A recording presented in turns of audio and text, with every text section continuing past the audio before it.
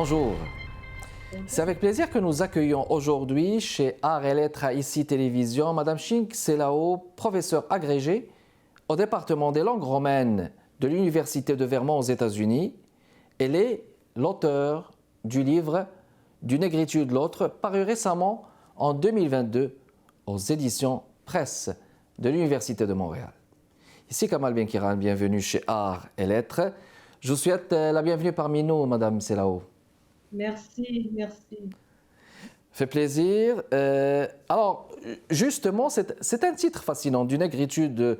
L'autre, on parle relativement à ce courant littéraire qui est la négritude, créé dans l'entre-deux-guerres, rassemblant des écrivains francophones noirs.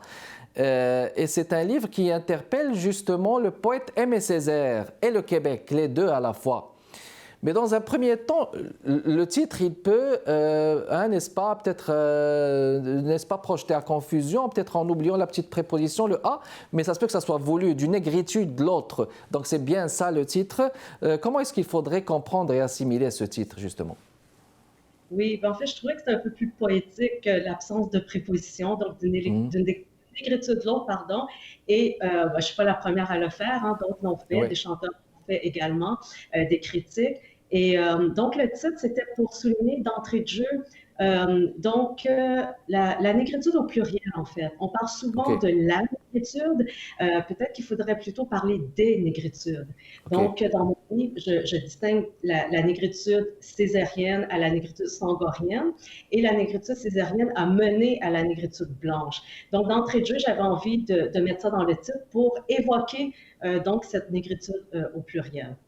Mais donc, c'est voulu. C'est volontaire. Excellent, oui. Parfait.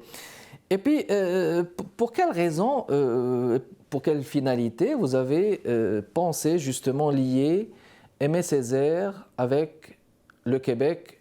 Aimé Césaire, ce grand poète qu'on lit beaucoup, qui est présent au Québec, n'est-ce pas? Il a un lectorat considérable. Pourquoi vous avez pensé à lui et sa relation avec le Québec? En quoi ils se rejoignent et en quoi ils ne se rejoignent pas, justement? Alors, Aimé Césaire, évidemment, comme vous le dites, c'est un grand poète, c'est un immense poète, hein, et qui a eu une grande influence au Québec et surtout dans les années 60. Et donc, moi, j'avais envie d'explorer la question parce que c'est un fait qui est connu et reconnu. Hein, de grands spécialistes de la littérature québécoise le mentionnent, des chercheurs en littérature francophone le mentionnent également. Mais j'avais l'impression que depuis, on se limitait un peu à un constat. Donc, on faisait le constat de cette influence, mais sans creuser un peu plus cette question-là. Et moi, j'avais envie donc de développer ça, d'examiner un peu plus près cette influence-là. Comment est-ce que Aimé Césaire a influencé Gaston Miron, par exemple? Gaston Miron, qui est un incontournable. Hein, Gaston Miron, c'est celui qui a l'origine de cette négritude blanche, hein, parce qu'il a fait découvrir Césaire à des auteurs comme Paul Chamberlain, Pierre Vallière, dont on a beaucoup entendu parler dernièrement, et donc Vallière a découvert Césaire grâce à Miron. Donc j'avais envie d'aller au-delà du constat. Donc voilà. Très bien. Mais il faut convenir que justement, c'est un sujet à débat parce qu'il y avait eu débat justement juste concernant la prononciation du mot. Vous rapportez dans votre livre cette déclaration de Dany Laferrière qu'il a eue à travers les médias, si je ne m'abuse. Il a dit « Le mot nègre est un mot qui vient d'Haïti. Pour ma part, c'est un mot qui veut dire homme, simplement. On peut dire « Ce blanc est un bon nègre ». Le mot n'a aucune subversion. Quand on vient d'Haïti, on a le droit de le dire. Alors, comment justement faudrait-il interpréter une telle affirmation, surtout dans le cadre de la déclaration de la professeure à Ottawa, une Québécoise francophone, Madame Veruchka, suspendue pour avoir donné le mot « nigger » en exemple de réappropriation subversive? Oui, et ça, c'est intéressant. Ce sont des propos que Dany Laferrière a tenus sur France Culture. Donc, c'est une déclaration qui a comme été, je sais pas, les gens n'ont pas entendu cette partie de l'entretien. C'est-à-dire que Dany Laferrière, au début de l'entrevue sur France Culture, dit clairement « n'importe qui peut dire le mot ». Hein, il dit ça clairement au début et à la fin. Mais au milieu, il y a justement cette déclaration où il dit « c'est un mot qui vient d'Haïti ». Donc, il fait référence aussi en créole, donc parce qu'en créole, nègre veut tout simplement dire un homme. Il n'est pas le seul. Raphaël Confiant, dans son livre sur Aimé Césaire, le mentionne déjà. Mais il mentionne quelque chose qui est très intéressant, c'est qu'il dit le mot nègre, donc vient d'Haïti. Si on vient d'Haïti, on peut l'employer et personne d'autre ne peut. Donc, il y a quand même, dans le même entretien sur France Culture, une contradiction évidente. Et on n'a pas saisi cette contradiction-là. On a comme eu C'est recours ça. à la pour justifier l'emploi du mot. Et donc, moi, ça me paraissait problématique. Donc, j'avais envie justement d'analyser cet aspect-là. Et ça me paraissait d'autant plus problématique que, comment dire, Dany Laferrière utilise le mot nègre. Il l'utilise Ouais. allègrement, donc de manière régulière et donc récurrente. Il utilise même le mot negro en anglais, mais il n'utilise jamais le mot anglais, qui est le vrai mot honey. Et donc, qui est le Oui, mot que voilà. lieutenant Duval a utilisé en classe. Donc, j'avais l'impression que on a pris position, tout le monde est monté au créneau rapidement pour, contre. On n'a pas analysé le contexte complet. Je veux dire, le mot anglais, il est unique dans la langue anglaise. Il y a des professeurs américains qui ont été Oui. suspendus, même si ce n'est pas des chargés de cours, des professeurs titulaires. Donc, c'est un mot hautement sensible. Et qu'on soit d'accord ou non, la pratique pédagogique, la pratique culturelle fait en sorte que ce mot-là, même dans une salle de classe, pose problème. Ce qui est différent dans la pratique peut-être des universités francophones, avec le mot nègre. Alors donc, j'avais un peu envie un peu de démêler tout ça parce que j'avais l'impression qu'on mélangeait un peu tout dans cette controverse-là. Ben, ça en valait la peine de le démêler parce que même, non seulement Dany Laferrière, Rodney Saint-Éloi aussi qui dit que le mot nègre est un mot assez habituel et assez normal à Haïti, mais aussi il peut être mal pris, par exemple, si on le dit en Afrique ou dans un autre pays. Mais les nuances ne sont pas aussi grandes qu'on puisse l'imaginer. Cela dépend de l'interprétation. On est arrivé à la pause. On fait une pause et on revient dans les prochaines minutes, mesdames et messieurs. Notre invitée d'aujourd'hui, Madame Chink Selao, professeure agrégée au département des langues romaines, auteure de ce livre à lire, Du négritude, l'autre, paru chez Presse de l'Université Montréal, tout récemment en 2022. De retour avec vous, mesdames et messieurs. Chink Selao, notre auteur d'aujourd'hui, professeur et auteur de ce livre, Du négritude, l'autre. Bon, on est en train de défricher le terrain, justement, concernant non seulement l'appellation, mais le sens profond, parce que ce livre, il a abordé plusieurs chapitres à ce niveau et une analyse approfondie en passant justement par Aimé Césaire et d'autres auteurs comme Dany Laferrière. Parlons de ce lien fait de la négritude césarienne et de la négritude blanche. Le poète Arthur Rimbaud se prétendait nègre blanc lui aussi, et vous le ramenez dans le livre, il disait « Je suis fils de Cham ». Alors, justement, comment les gens doivent comprendre justement cette négritude blanche et en quoi c'est une évidence aussi que des poètes de l'Amérique se disent des nègres blancs, Madame Selao? Dans le cas de Rimbaud, donc, je veux dire, Césaire l'a perçu comme une identification plus poétique. C'est pour ça que ça OK. allait de soi. Donc, il n'avait pas rigolé quand il a lu Rimbaud se déclarer nègre blanc. Alors que dans le cas des auteurs québécois, quand il a vu le livre de Pierre Vallière, Nègre blanc d'Amérique, dans Oui. la vitrine d'une librairie, il a ri parce que là, c'était beaucoup plus réel, c'était beaucoup plus proche. Alors, donc, ça soulevait effectivement beaucoup de questions. Je dirais que la négritude de Césaire, elle est plus proche des auteurs des Amériques parce que c'est une négritude qui est liée à l'américanité de Césaire. C'est une Voilà. négritude plus américaine. Donc, alors que Senghor, c'est une négritude qui est plus africaine, si on le dit comme ça. OK. Senghor, c'est quelqu'un qui est sûr de son identité africaine. Et Césaire, c'est un homme qui a toujours parlé de son angoisse, qui a toujours parlé Oui. de son écartèlement. Il dit « Je suis un déraciné, un homme écartelé ». Et donc, de ce point de vue-là, on peut très bien comprendre pourquoi les poètes de l'époque ont été interpellés par cette angoisse de Césaire. Et Césaire qui avait une plume aussi très masochiste. Maryse Condé parle de puissant masochisme de Césaire. Et à l'époque, dans les années 60, d'autres critiques l'ont relevé également, c'est cette idée qu'on baigne dans une atmosphère un peu, un peu masochiste. Donc, de ce point de vue-là, Césaire pouvait être très inspirant pour les poètes de l'époque. Alors, je pense que c'est vraiment cette idée de l'américanité de Qui Césaire prime. qui fait qu'il est beaucoup plus proche de nous que Senghor. Excellent. Dans un contexte québécois, on parle de Paul Chamberlain dans ce livre. Paul Chamberlain qui aspire à être le grand Césaire. Et puis il est fascinant cet extrait que vous avez inséré, permettez-moi de le citer. Il dit « J'allais être sacré, l'élu, le rare, l'évadé du bourbier commun. J'allais être d'autant plus grand que mon peuple était petit. » Oui. De Paul Chamberlain. Puis on vous ramenez dans le livre justement cette blanche damnation de Chamberlain et la noire vibration de Césaire. Est-ce qu'il y avait complémentarité? Voulez-vous nous dire plus? Oui, je dirais que plutôt qu'une complémentarité, peut-être plutôt des dissonances. On se rend compte que Paul Chamberlain, c'était quelqu'un qui a été très profondément influencé par Césaire, mais en même temps, on se rend compte qu'il veut être l'élu. Il veut se distinguer. C'est au-dessus de ce bourbier commun, il n'y arrive pas dans sa poésie.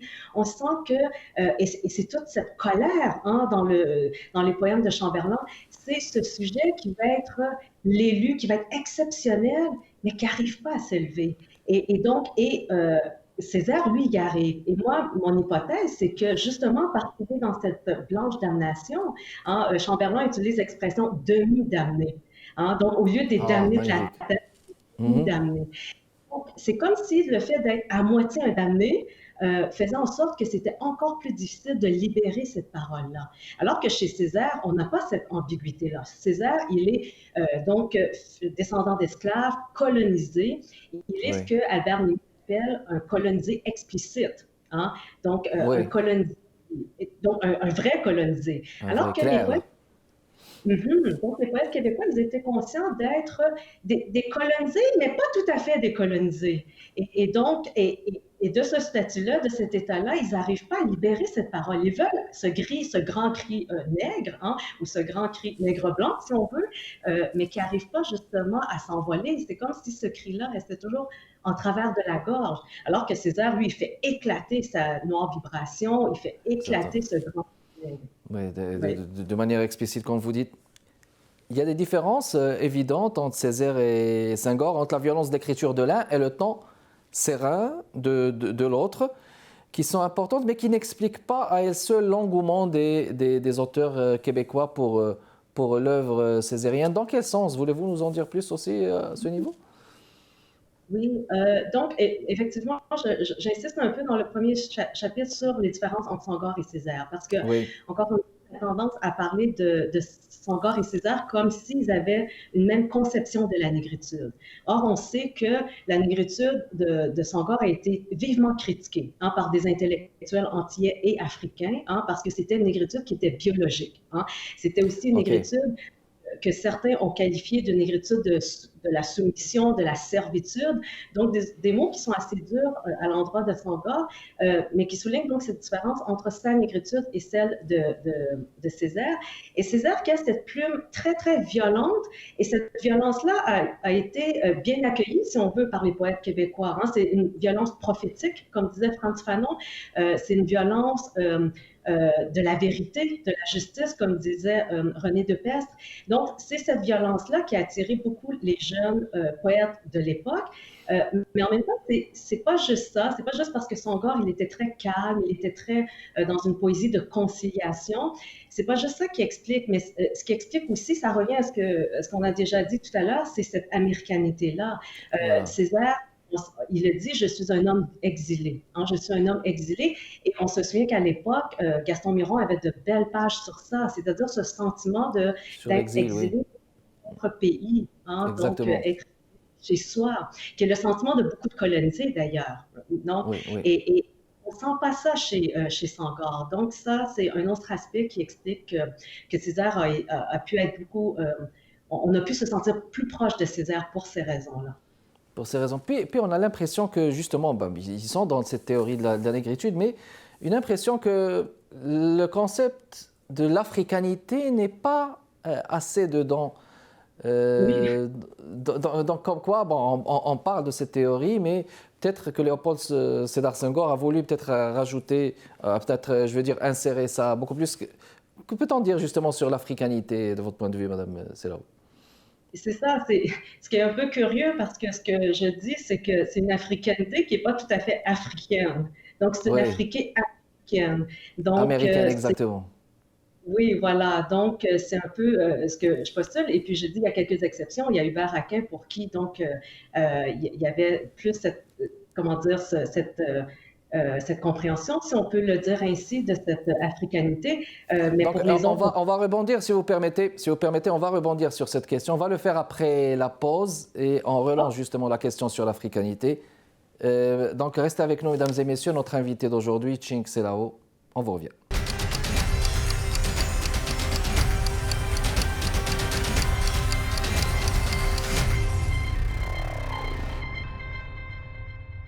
De retour avec vous, mesdames et messieurs, dans le cadre de Arts et Lettres, Madame Selao Chink est parmi nous aujourd'hui dans le cadre de Arts et Lettres pour parler justement de l'apparition de ce dernier livre qu'elle a écrit, du négritude, l'autre. Je ramenais ce concept de l'africanité. J'aimerais que vous alliez jusqu'au bout de votre pensée, s'il vous plaît, Madame Selao, pour ne pas vous couper la parole. oui. Mais en fait, c'est ça. C'est un peu l'idée que cette africanité-là, elle était une africanité américaine. Alors, c'est un peu Voilà. paradoxal.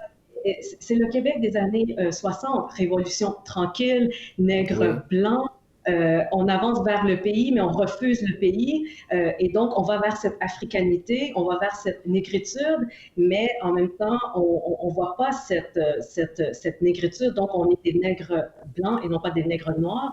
Donc, il y a plein de formules oxymoriques comme ça qui, comment dire, peuvent qualifier l'époque et que l'on peut voir dans les textes critiques et également dans la poésie. Donc, voilà. Parfait. Il y a un fascinant chapitre sur cette intolérable ambiguïté des poètes québécois. Oui. Euh, En quoi cette ambiguïté se manifeste-t-elle plus sciemment? Est-ce que cela a peut-être un rapport avec le malaise que suscite justement l'expression nègre-blanc et toutes les questions qu'elle soulève? C'est certainement lié à cette difficulté de définir la condition de l'homme québécois. Ok. Alors, l'intolérable ambiguïté, c'est une expression d'Yves Préfontaine, hein, et Yves Préfontaine qui disait qu'aux yeux du monde, donc, on est des colonisés gâtés. Donc, on est des colonisés privilégiés. Hein, c'est ce qu'il Mhm. disait. Et on le voit dans la poésie de Paul Chamberlain, il dit, donc, nous sommes des demi-damnés, hein, et on le voit aussi chez Jacques Brault, le poète Jacques Brault, Oui, hein, qui dit des nègres blancs aux belles certitudes blanches. Donc, on voit bien qu'il y a toujours cette ambiguïté-là. Gaston Miron disait, nous sommes mi-ci, mi-ça. Donc, il y a vraiment quelque chose de très incertain autour de cette identité ou de la définition de cette identité-là, qui fait que ça devient intolérable pour les poètes. Parce que justement, comment on fait pour dénoncer de manière violente? Hein? Comment on fait pour oui, dénoncer mais totalement cette oui. colonisation? Lorsque on sait que bon, les Québécois, c'est un peuple colonisé ou semi-colonisé, comme le Mhm. disait mais qui est aussi un peuple colonisateur. Donc, c'est cette ambiguïté-là qui fait que la parole, la prise de parole devient extrêmement difficile. Et mon hypothèse, c'est que paradoxalement, c'est plus difficile que pour Césaire, alors que pour Césaire, c'est un fils, donc un descendant d'esclaves, donc un colonisé explicite. Oui. Mais en même temps, puisqu'il sait qu'il est totalement un colonisé, donc il va s'approprier cette prise de parole-là. Alors que chez les poètes, on dirait qu'ils frappent toujours à cette difficulté-là, hein, de ne pas être totalement, de pas totalement faire partie de ces damnés de la terre. Donc, Oui, voilà. exactement. Alors que pour la poésie, cette idée d'être damné, donc d'être, pourrait relever du génie, hein, parfois d'être vraiment comme carrément isolé de la terre. Euh, Dans les derniers chapitres, vous étendez sur le cas de Dany Laferrière, tout en affirmant ceci, que celui-ci a trouvé l'idée ingénieuse de faire d'une pierre deux coups en abordant les relations interraciales. Venger les nègres noirs pour le crime de l'esclavage et venger les nègres blancs pour l'humiliation historique. Deux poids, deux mesures. Je vous laisse commenter. Alors, ça, c'est intéressant. Mais d'abord, oui, juste avant de revenir à ce que vous Mhm. citez, j'ai un long chapitre sur la Ferrière, mais je pense que c'est important de souligner également que ça me paraissait incontournable de parler de la Ferrière assez longuement Oui, parce que son rapport à Césaire est assez spécial. Hein, oui, Césaire a longtemps représenté un poète victimaire pour Dany Laferrière. tout à fait. Hein, donc il a toujours considéré Césaire comme donc un poète justement de la colonisation. Donc, un poète qui dénonce la colonisation, mais sans plus. Donc, pas vraiment un grand poète. Et là, on voit quand même un changement assez important à partir de la mort d'Aimé Césaire. Donc, après la mort d'Aimé Césaire, soudainement, Césaire devient un grand poète. Hein? Mais même à ça, son rapport à Césaire demeure quand même assez ambivalent. Donc, on voit Ouais. que de ce point de vue-là, c'est un grand poète, oui, mais il y a toujours un mais. Hein? Alors ça, c'est très différent des poètes québécois parce que Gaston Miron et Chamberlain avaient envie d'écrire comme Césaire. Ils voyaient à Césaire une grande admiration. Donc, Oui, ils se sentaient écrasés par le talent de Césaire. Alors que Laferrière n'avait pas ce rapport-là. Donc ça, c'est pour ça que je m'étends donc sur Laferrière à cause, en fait pas à cause, mais parce que je propose une lecture de L'énigme du retour, qui est ce tout à roman fait. qu'il a très célèbre en France. Donc, pour cette vengeance historique, en fait, c'est comment faire l'amour avec un ex sans se fatiguer, tourne C'est ça. autour de cette question-là. On tourne Oui, autour de cette question-là, de cette vengeance par le sexe. Hein. Mais en même temps, ce que je trouvais intéressant, et en fait, je suis d'accord avec un autre critique qui l'a relevé, hein, je ne suis pas la seule à l'avoir remarqué, c'est que, donc, en tant qu'homme noir, donc il baise, comme il dit, hein, des filles blanches. Et donc, de cette façon-là, c'est comme s'il y avait une sorte de compensation, une sorte de réparation des c'est horreurs de ça. l'esclavage. Oui, et par rapport aux nègres blancs, l'humiliation historique, c'est quand même assez intéressant et c'est aussi un peu curieux que, donc, Vieux, c'est un homme donc, francophone, donc il habite dans un quartier francophone, il vit dans un milieu culturel francophone, malgré le name dropping, hein, qui est une stratégie chez Laferrière. Donc, c'est un francophone, mais curieusement, donc, il couche qu'avec des filles anglophones, presque exclusivement, donc des filles de McGill, des filles de Westmount. Et on Oui, sait très à bien gauche que, et à droite. oui, et McGill, c'est quand même le bastion de la domination anglaise. Et donc, de ce point de vue-là, le critique soulignait que c'était une stratégie qui a peut-être, en partie du moins, donc expliqué le succès retentissant de ce roman-là au Québec. Hein. C'est vraiment, ça a été un énorme succès, mais au Québec. Donc, Excellent. Alors, écoutez, c'était tout le temps qu'on avait justement concernant ce livre-là, d'une négritude. L'autre, un livre que je vous conseille de lire, mais il est vraiment d'une belle profondeur. Merci d'avoir répondu à notre invitation, Madame Selao Chic. De là où vous êtes à Burlington, aux États-Unis. Merci d'avoir été avec nous. Merci de votre continuel intérêt. Mesdames et messieurs, Kamal Benkiran avec vous. Prochain rendez-vous jeudi à 15h30. Au revoir.